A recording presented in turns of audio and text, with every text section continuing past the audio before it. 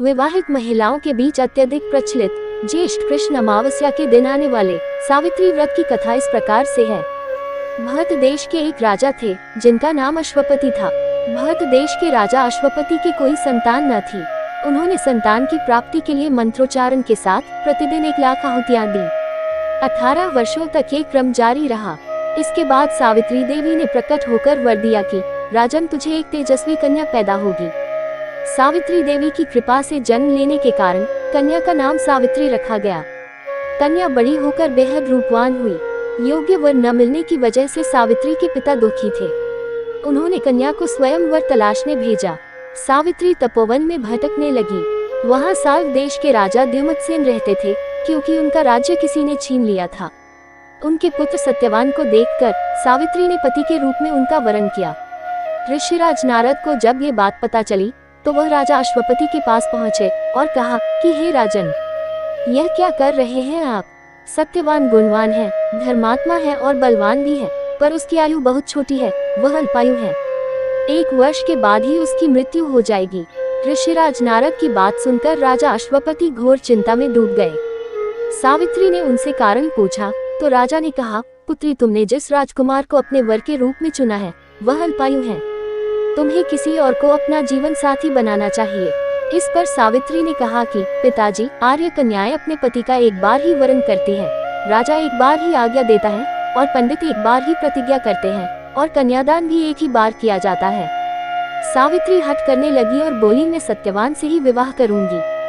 राजा अश्वपति ने सावित्री का विवाह सत्यवान से कर दिया। सावित्री अपने ससुराल पहुंचते ही सास ससुर की सेवा करने लगी। समय बीतता चला गया। नारद मुनि ने सावित्री को पहले ही सत्यवान की मृत्यु के दिन के बारे में बता दिया था। वो दिन जैसे जैसे करीब आने लगा, सावित्री अधीर होने लगी। उन्होंने 3 दिन पहले से ही उपवास शुरू कर दिया। नारद मुनि द्वारा कथित निश्चित तिथि पर पितरों का पूजन किया। हर दिन की तरह सत्यवान उस दिन भी लकड़ी काटने जंगल चले गए।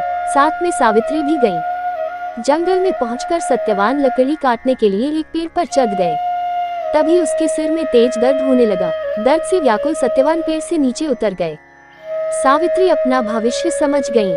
सत्यवान के सिर को गोद में रखकर सावित्री सत्यवान का सिर सहलाने लगी। तभी वहां यमराज आते दिखे। यमराज अपने साथ सत्यवान को ले जाने लगे। सावित्री भी उनके पीछे पीछे चल पड़ी। यमराज ने सावित्री को समझाने की कोशिश की कि यही विधि का विधान है, लेकिन सावित्री नहीं मानी। सावित्री की निष्ठा और पतिपरायणता को देखकर यमराज ने सावित्री से कहा कि हे देवी, तुम धन्य हो, तुम मुझसे कोई भी वरदान मांगो। सावित्री ने कहा कि मेरे सास ससुर वनवासी और अंधे हैं, उन्हें आप दिव्य ज्योति प्रदान करें। यमराज ने कहा, ऐसा ही होगा, जाओ अब लौट जाओ। लेकिन सावित्री अपने पति सत्यवान के पीछे पीछे चलती रही। यमराज ने कहा, देवी तुम वापस जाओ। सावित्री ने कहा, भगवान, मुझे अपने पतिदेव के पीछे पीछे चलने में कोई परेशानी नहीं है। पति के पीछे चलना मेरा कर्तव्य है। ये सुनकर उन्होंने फिर से उसे एक और वर मांगने के लिए कहा।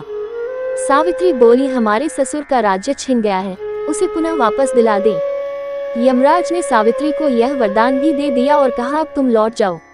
लेकिन सावित्री पीछे पीछे चलती रही। यमराज ने सावित्री को तीसरा वरदान मांगने को कहा। इस पर सावित्री ने 100 संतानों और सौभाग्य का वरदान मांगा। यमराज ने इसका वरदान भी सावित्री को दे दिया।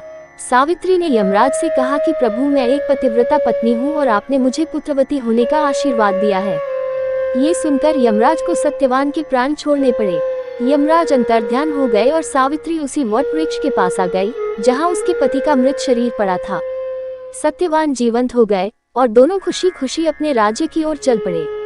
दोनों जब घर पहुंचे तो देखा कि माता पिता को दिव्य ज्योति प्राप्त हो गई है।